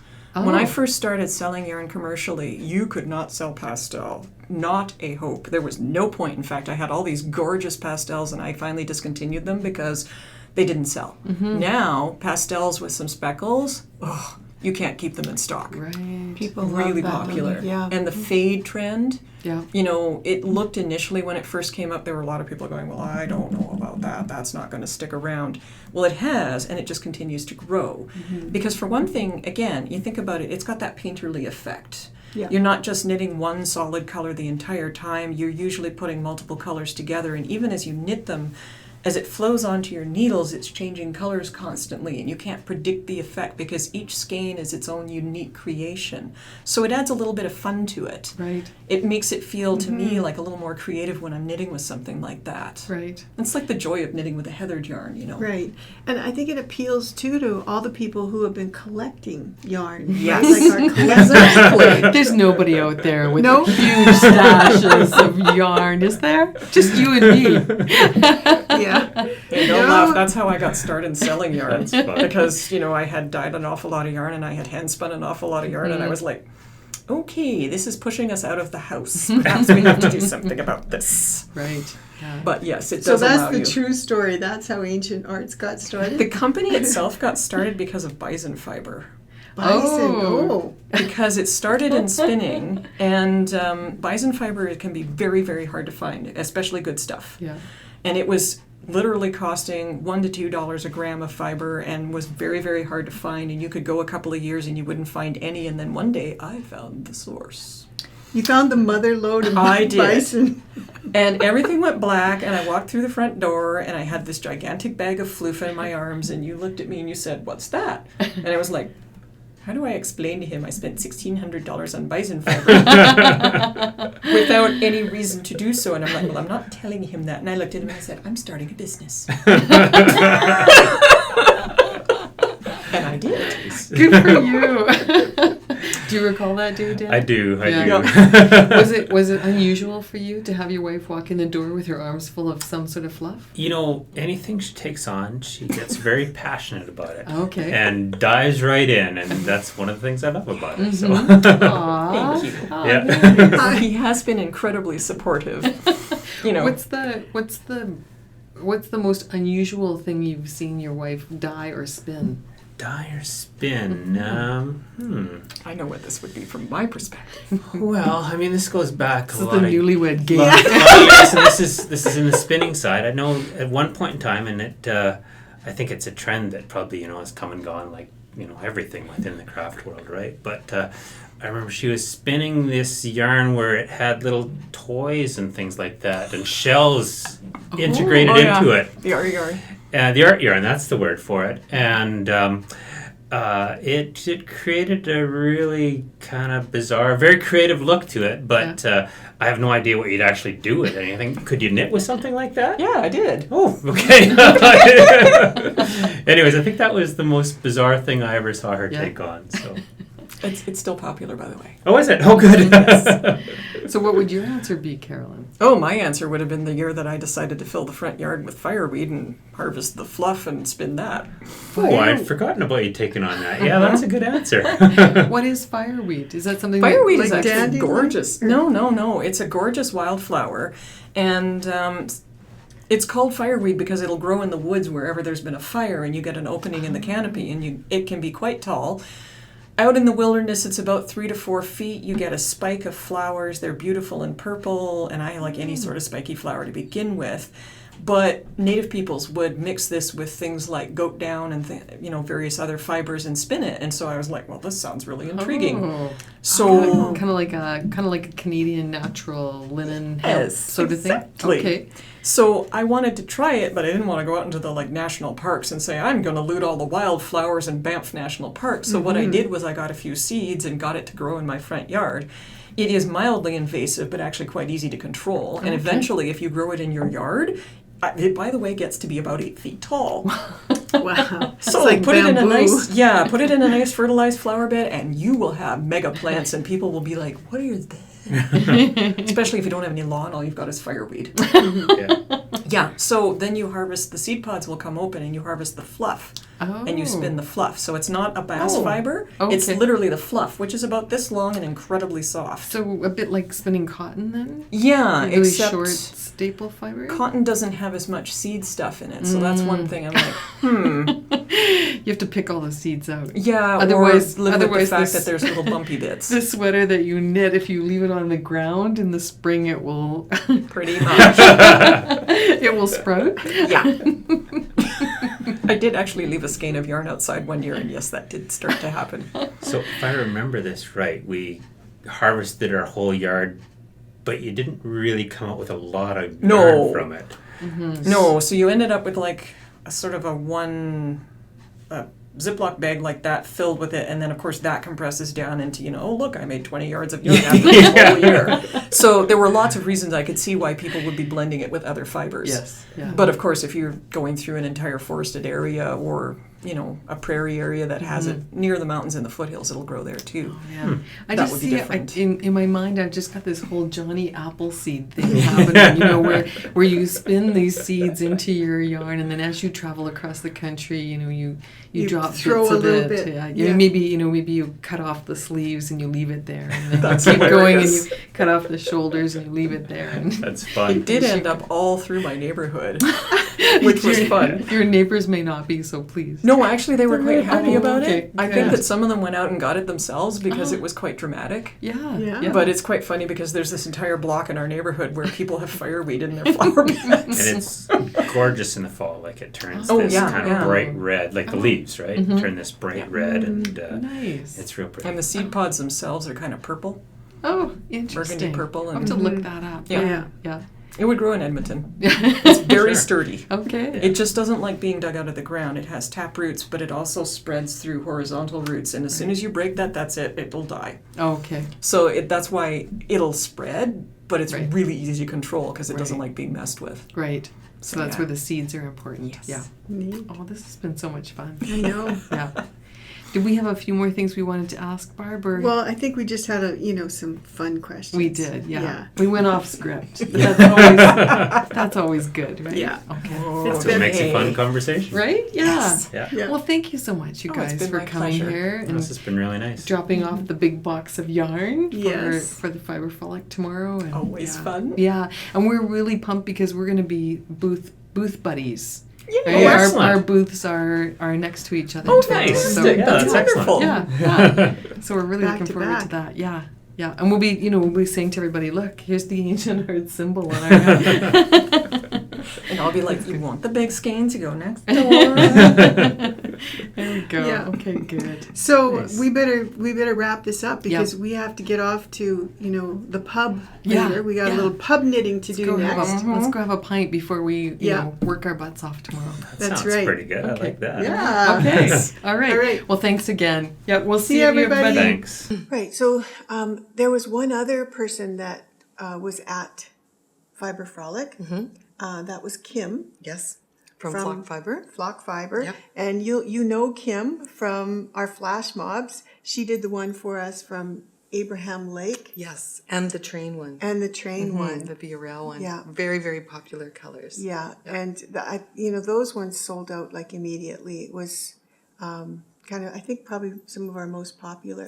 Yeah, we did trios with that one. So we didn't order. We ordered the same number of skeins that we normally order, but it was sort of like less if you bought them as sets. Yeah, And so they went really quickly. they were really popular. Yeah. And Kim told me too that people had come up to her at her booth talking about what they were making, Oh, from their good, projects. So that was good. really special. And, Yeah. I think it's really nice for a dyer or a designer to see and to hear what people are making Yes. from their yarns, Yes. and their designs.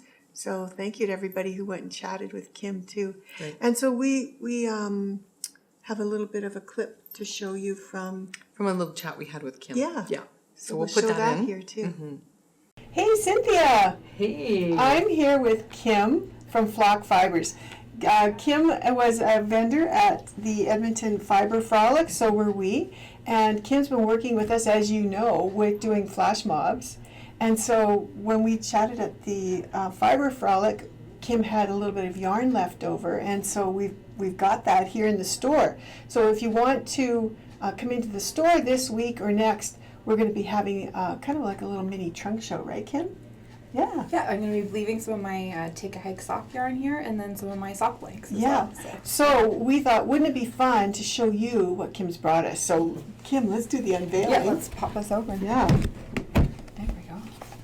Oh my God. Okay, tell us what's in here. Look at this. Yeah, I've got a bunch of sock blanks here on the Oh. top, so they're Kim, these are oh, thank you. gorgeous. They're single-stranded, made out of the same yarn as my Same Take a base? Hike sock base. Yep. So it's the same yarn, but just dyed in the soft blank format. Oh, you know what? I'm having this love affair with purple this year. This one's called Somewhere Under the Rainbow.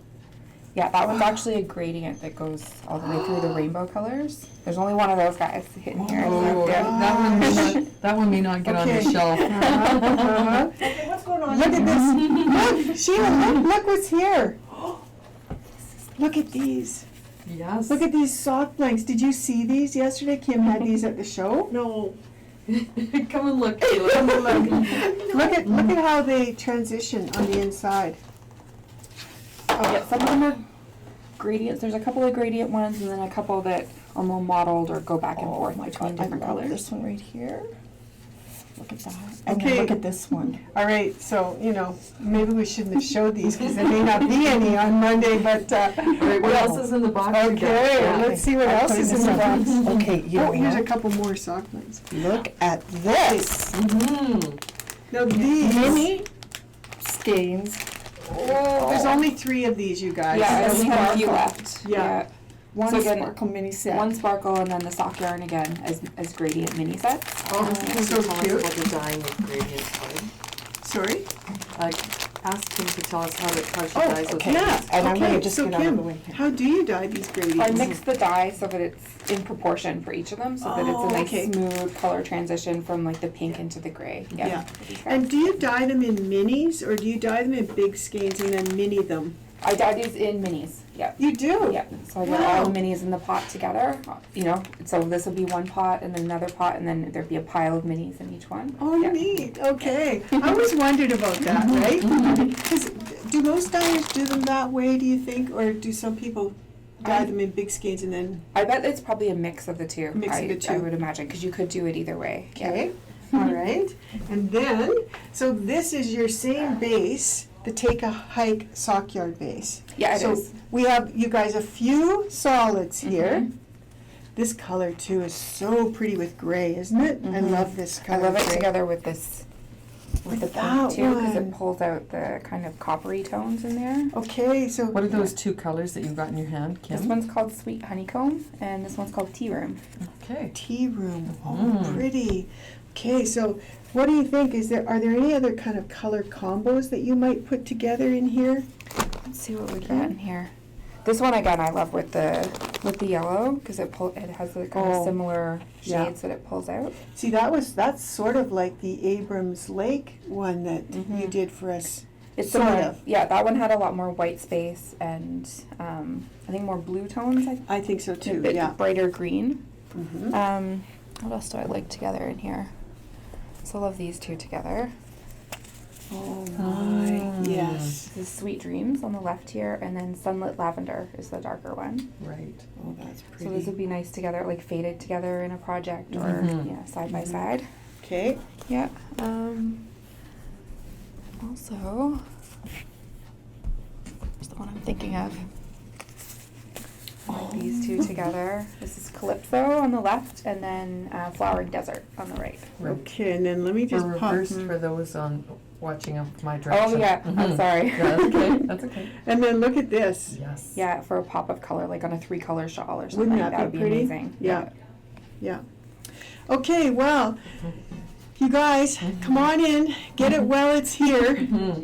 Flock fiber from Kim in Calgary. And if we run out, just check her Etsy store. Or do you have a website? Yeah, I have a now? website. It's flockfiberstudio.com. That's where I Okay, am. super. And then you can buy more. So, Kim, tell us a little bit about your base. You know, the Take a Hike sock is 80-20. Yeah, it's an Superwash merino. 80% superwash merino, 20% nylon. So it's a great blend for a sock yarn. It's a 3-ply, fairly tightly twisted, so it's nice and durable. And then nylon helps, with extra strength. Right. Yeah. Where is it? Where does it come from? Is it Peruvian or do you know? Like I believe the merino is like New Zealand, Australia. I Okay. believe it's like Southern Hemisphere anyway. I don't think it's South America. Okay. And then it's milled in Ontario. okay, Yeah. super. So it's milled in Canada. Yes, it is. That's super nice. Yeah. Okay, great. And tell us just a little bit about your business. How long have you been dyeing? Sure. I've been in business for almost 2 years. Oh, Coming fantastic. up on 2nd anniversary. Okay. So it's been a lot of fun to, So- grow the business and try new colors and try some new yarns, meet Yeah. lots of new people, Yes. go to different events. So do you do a fair amount of shows? Would you say that's kind of your main way of selling yarn, or? I do a fair amount of shows and then sell online as well, and Right. then some wholesale. And so also. you've got Yeah. several stores like us out there selling yeah, I yarn? do, in Canada and the U.S. And, Fantastic. yeah, and then do several trade shows or fiber festivals every year. Every year. Yeah. That's great. And so, This yarn here, this that we're looking at right now, the gradient pack has some stellina in it. Do you find that sparkle yarns sell really well, or are they kind of going out? What's your take on sparkle? I think for sparkle, I think it tends to sell a bit better in the winter. So I think people like to have it for like a special accessory, like at Christmas time, and there's lots of lights and it glitters a little bit. or maybe a wedding too, I was thinking or a of with wedding. this one. Yeah. Yeah, I think people want to use it for kind of like one special accessory, not Right. maybe like a whole large project. Yeah, Even to trim out or something too would be nice, wouldn't it? like Yeah. stripes and something. Yes. And you've got some beautiful marbling in your yarn. These great streaks of speckles and kind of like it's just, to me it just reminds me of marble. Yeah. Is that hard to do? It can be tricky. It's definitely something I feel like I've gotten better at over time. It definitely takes some practice and to try different techniques and different dye application methods to be able to get the look that you want. Right. See, you've got just a tiny little dot here, and here you can see how the speckle moves and kind of shifts. Here there's a nice little blob of it. Here there's more. It's just beautiful. Well, thank you. Yeah. People are also going to ask us about the sock blanks, Kim. So what do you tell people when you sell the sock blanks? What do folks use it for? Like, what's their... People do often use it for socks. Okay. They will be slightly, so they'll be fraternal. They won't be identical because it's a single sock blank, so Right. you're getting one strand at a time. Some So people expect your socks to look different. Yes, yeah. Each sock will look slightly different. They'll be, coordinating but not identical. Right. Or people will also use it for any kind of accessory project or a shawl or in a 2-color project, again, would be perfect. I could see, do you think that it would be nice if you took a black or maybe a semi-solid color and did stripes or something? Yeah, it would be great to do in a striped project or with a contrast color for heels and toes and cuffs on a sock just to make the speckles kind of pop. Can you unravel from either end of the sock blank? No, you can't. There's only one. It'll only unravel in one direction. Okay. So How do you know which is which? there will be an end that has a slightly loose. There it is. Oh, okay. A slightly loose end. Oh, I see. And then, if we can hold it from this direction, maybe it's better. You'll be able to see how it comes apart just like this. Perfect. And so you can pull it off and knit. If it doesn't come apart easily, you're using the wrong end. That's Okay. That's Yeah. the best way Right. to remember. Yeah. So if a sock blank is knit flat and not in the round, you have to find the right end to pull from. Yeah. Okay. Yeah. And then do some of your customers completely unwind the yarn and wash it first? I think or- some do. I mean, I think it does come apart, so it's a little bit kinky, like any kind of project that you would frog, Right. because it's dried in that position. Some people it bothers, some people it doesn't. I think it depends on how you tension the yarn or just fussiness in general. Like if What the do you texture do? bothers you. I just knit straight Me from too. the sock blank. Yeah. Yeah. And I don't mind if my sock kind of looks kinky. I think that's kind of neat. Yeah. And then you can always wash them and block them after, and the kinks will go away, right? Yeah, for sure. And then you can just carry it like this and knit while you're walking. I've done that at shows before, like where I'm just knitting a sock and then working, and I can put it down easily and Cool. then do whatever. Yeah. Yeah. Perfect. Okay, that's Fantastic. Well, thank you again, Kim, for bringing this fantastic box of yarn for us. And we look forward to seeing you again. We're going to be doing some more flash mob things with Kim, so look forward to seeing more of her work on our website. Yeah, for sure. Thank you. Okay, and then we also talked to Britta Yes. from Studio Britta. Britta Gutling is a beautiful bag maker. She's a crocheter. She's got an Etsy shop. She does And hand embroidery and piecing. Can we drop a hint, too, about... Oh, the super secret project. So Yes, we're doing a super secret project with Britta. yeah, Just know that if you want to get an Advent box this year, there might may be be a- something special in it from Studio Britta. yeah, very special. Can we tell more? No, that's it. I hate keeping secrets. I know, that's it. Okay. Well, anyways, there's something special coming in 2018's Advent box. Right. Yeah. All right. So yeah, we had a really a cute little chat with Britta. So we'll insert that in here. Yeah. Hi, Britta. Hi there. Hi. Tell us a little bit about what you brought today. We were just kind of chatting about these little cards. Maybe start there. Like this is Okay, so cute. Like those are crochet embellishments, and I always like to combine different techniques and materials. So I often that's use so them cute. on bags or quilts or wall hangings. So this is not my pattern. The pattern comes from a lady from Holland, Greta Okay. Tullner. Her Etsy shop is Atta Crochet. And so I buy her patterns and I use them and tell so- everyone about it. so she kind of tells you how to make these She in a writes the pattern. patterns, yes. And then so What would you put? what I really like about it, they're super colorful. So every design has so many different colors too. Look at that. And so, So you there's you were mentioning you had put this on a blanket. So, like for this one, for example, I made a baby quilt once, all scrappy, all kinds of colors, but then one field was white in the background and it had this elephant Yeah. on top. And then it also had some birds. So it was a really playful, fun, colorful quilt. Cute. So- Nice. So And this, then- this one was mine. That's not like I made some too, some patterns. So the owl is hers as well. Wow. And this Cute. Oh, is, look at a little kitty. and this is my pattern. This is That's very pretty. had a cat named Felix. So Nice. And then you've brought little so I bags and you have do little hearts. few embroidered hearts with a little you bit of guys. lavender in it. Oops, oh sorry. Can I see that one? Yeah, that one has daisies. Does it smell? I don't know. Lavender? No, some of maybe the ones sold. The earlier ones didn't have lavender in it, but Aren't they cute? Yeah. so I had quite a few of those yesterday still. Nice. And then you do So then little I zippered have cases. Pin cushions. Oh, I heard of- I have one of those. We talked about those before. Yes. So yeah, they are filled with crushed glass to keep your needles sharp. Yeah, and keep that- your pins sharp. Yeah, and they have a really nice weight to them, so They everyone do. likes playing with them. Yeah, it really works too. I know. I have one of those too. I love them.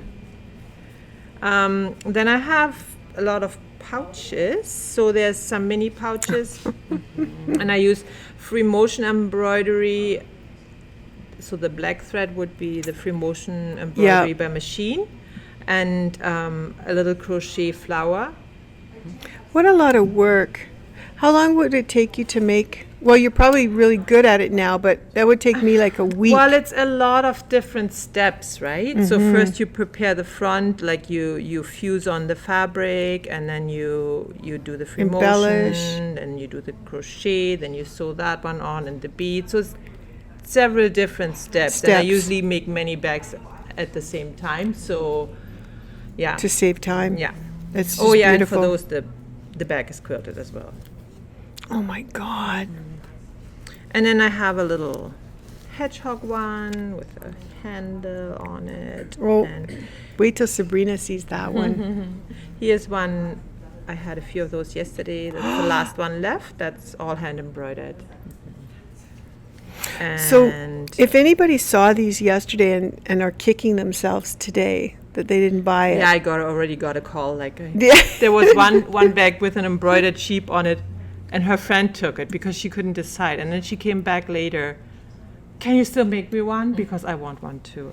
So regret you'll it. take orders like that? Yeah, I and- do. Oh, okay. So people just need to go to your Etsy shop or? Yes. And, okay. So and just request something. If I can do it, I will.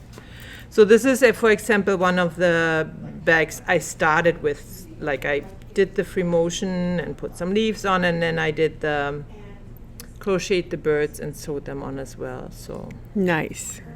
little sewing bag or notions bag. Look at the detail on that. Oh my gosh. So you've even used different colors of fabric. Yeah, Was that's that- all. Those are all cut out by hand. All those flowers are different flower fabrics, Wow. and they're all cut out by hand. And then I fuse them on, and then of course I fasten them with a free motion stitch so they don't ever come off. God, those are cute. And then there's another hedgehog bag. This a needle book. A matching one. So here I used a clay button from Angela, Hedge Big Pottery, Very cute. Yeah. Yeah. and another one with a little bunny. Oh, nice. Here's a travel pouch that I made once for passports, tickets, and stuff like that. Oh, That's perfect. Thank you, Britta. thank you so much for showing us. That's fantastic. Now, before we change topics, Barb, Yeah. I have to tell you, Yeah. I love your hair. Thank you. Yes. I don't know if you can see it on the camera, but Barb has more purple in her Well, I hair. had to do something to compete with you, right? So I'm rubbing off on her. yeah. So no, and it was fiber Frolic, so I needed Right. something like a little bit different. I love it. She's done such a beautiful job of just blending Yeah. the color in, so it's nice and like it's darker on the bottom, but so Yeah, that bleed into it's the blood. subtle, right? Yeah. It's subtle, but you can see it. Yeah, yeah. So I love it. I It's think fun. it's great. Yeah, and you got it trimmed a bit more too. Yeah. So, yeah. Just, a little trim for summertime. For summertime, right? yeah. Yeah. Oh, thank you. It Thank looks you very great. much. All right, so Barb, We're back? tell us about Yeah. Flash Mob. Flash mob. Mm-hmm. Okay, this month's flash mob is based on an inspiration picture kind of really close to my heart. And I think mine yours too. too, Oh, yeah. right? Because this is how we grew up. Yeah, when we were kids, our dad was kind of like, he had a farm and a lake, right? And that was the two things that were big for us. We Was had a holiday trailer annual park. Yeah, so people would. Campground. Yeah, yeah. And then we also had a hobby farm. right. And then- primarily with horses. yeah. Yeah. And he had cattle too in the later days, but that was kind of like his winter hobby. And Well, there were foals in the spring, Mm-hmm. and you had to separate the mares from the stallions, and Yeah. so it was sort of year round. Right. But he was really, really busy with the lake in the summertime, so we got to do more with the horses in Right. the summertime. And we were so lucky because I think it's every little girl's dream to ride horses, and we actually got to do that all the time. It wasn't so much of a dream sometimes, like I have to get dressed up to go out and ride a horse now. Really? I don't want to. Oh no, I never felt like that. Really, I remember. In fact, I had a Welsh pony when I was growing up, and he looked just like this. You have to show And him. what was his name? Smokey.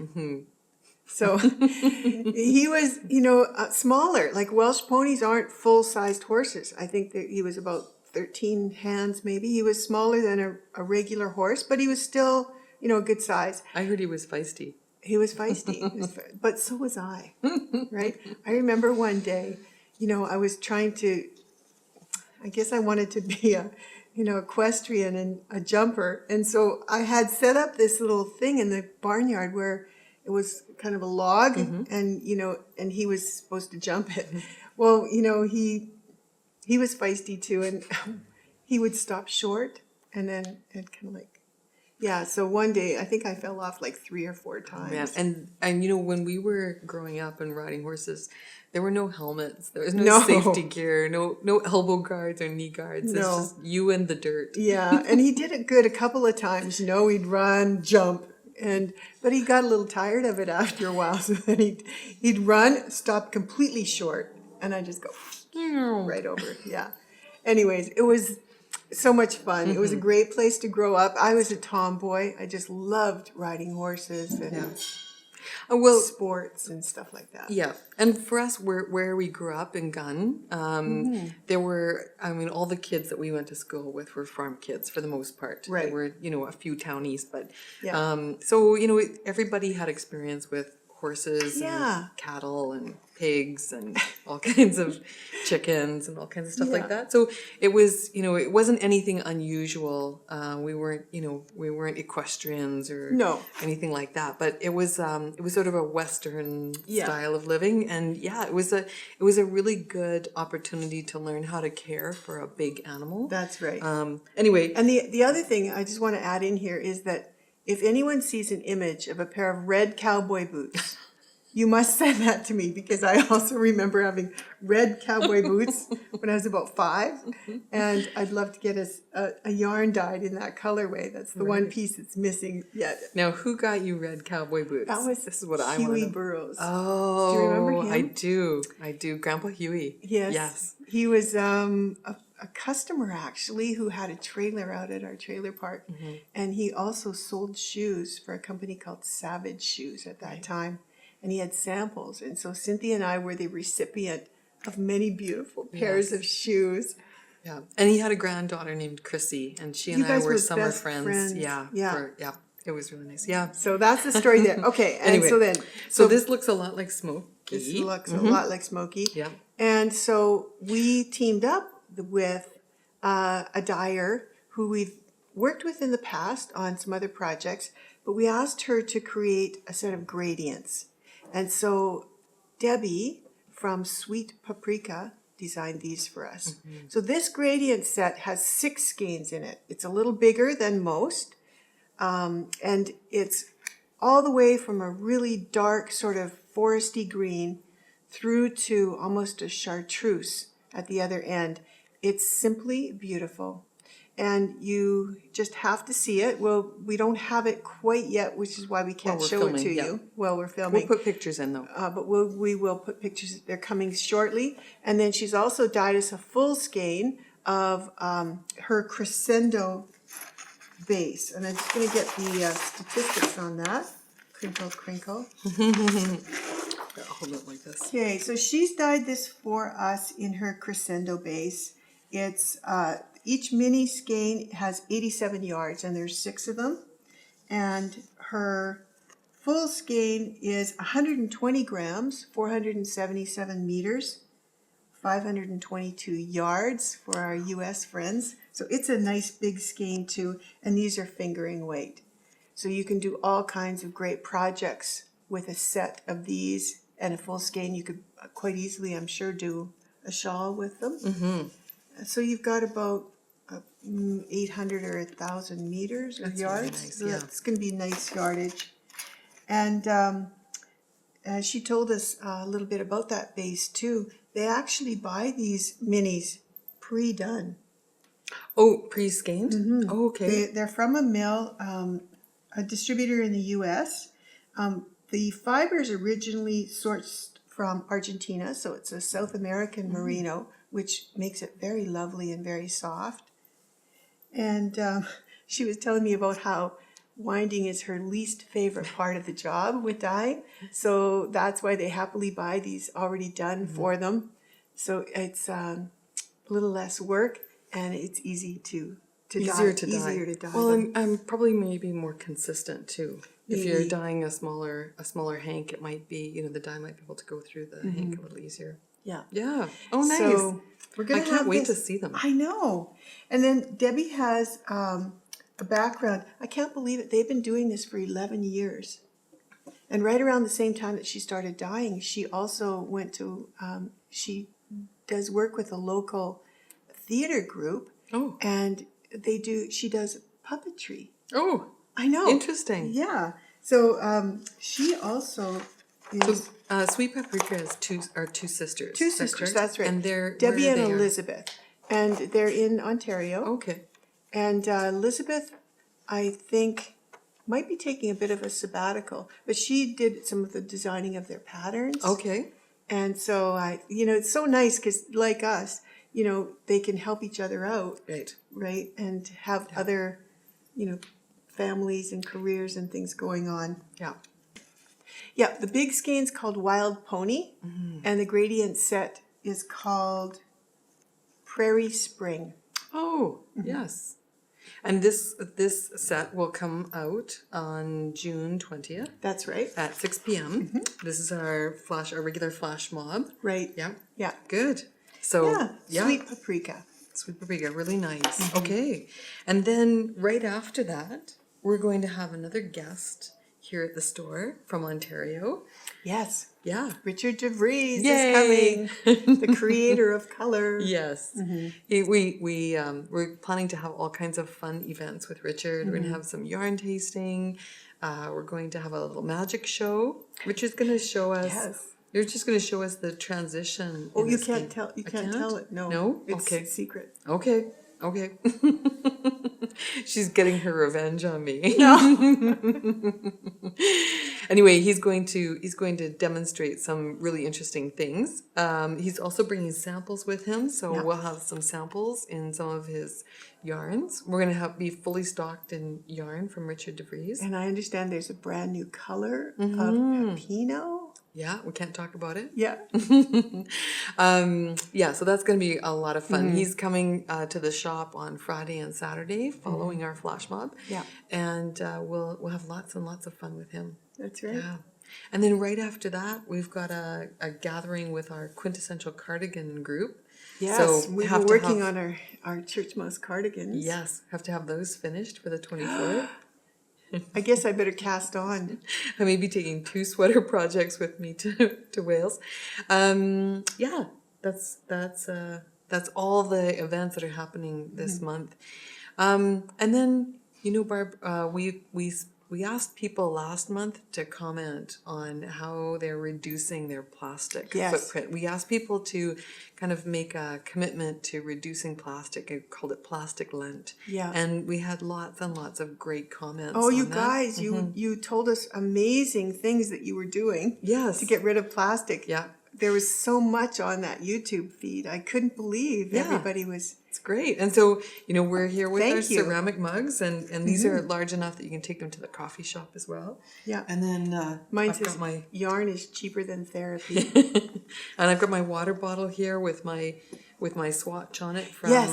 Vogue Knitting Live. But I love this because it You're hydrating. I eco. keep my water in there, and my swatch keeps it nice and cold. Yeah, so we're doing really well with the no plastic bags. Yes. Yeah, and here in the store, people have been great about bringing in their own bags or taking their yarn out to the car to put it in a bag because Yeah. they've forgotten to bring a bag in. So that's been lovely. That's been And great. we've I feel like, we really kind of made a mark on turning a corner that way. So Yeah. thank you everyone for Yeah. your support there. Yes, and so we've picked 3 winners, and we'll Yeah. post names at the end of this podcast from the comments. So we really like it that you leave us a comment in the podcast, and then we've also got these fabulous pins. Oh, right. Yes. So I think this month we should ask people to comment on something else. We'll pick a topic and Yeah. let's send out pins to them. Fantastic. Okay. Yeah. So Eldon, our fabulous graphics guy, manager, he came up with this great idea to have a domain name for our podcast, and that way, we don't have to post these long links. You can just go to podcaston.ca, and it'll take you right to our YouTube channel. Yeah. Yeah, where there's more than just podcasts. We have tutorials, and we have knit night with celebrities, and we have all kinds of good stuff on there. Travels. Yeah, you've been really trying to put some great links up and videos up on techniques. Yeah, right? good. How to wind a center pull ball. That's one of the most popular ones, I think. We do a video on steeking. There's lots of Yeah. fun things there. So check that out. If you're ever in one of our classes too, and you maybe don't remember how to do something, there's a lot of great links there. Right. And things that will help you in your knitting and your crocheting. Yeah. I did one on a crocheted Yes. bind off. Putting squares together using slip stitch crochet. That's a really good one. Yeah. And we've had some requests too. So someone requested that we give them a tour of the store. So we have to do that. Okay. So maybe let's do that this month. Let's say, why don't you, in the comment section, why don't you tell us what you'd like to see in terms of videos? Yes.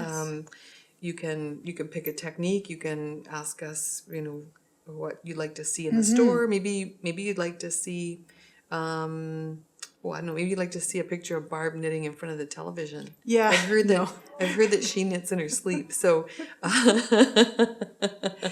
anyway, leave us a suggestion of something you'd like to see, and we'll draw 3 names and send out our new pins. Yes, Does that that'd sound be great. good? Okay. Perfect. All right. Well, thanks everybody for tuning in with us on episode 17. We hope you enjoyed all of our special guests this month, and we'll see you again in another month. Right. All right. Happy summer. Bye.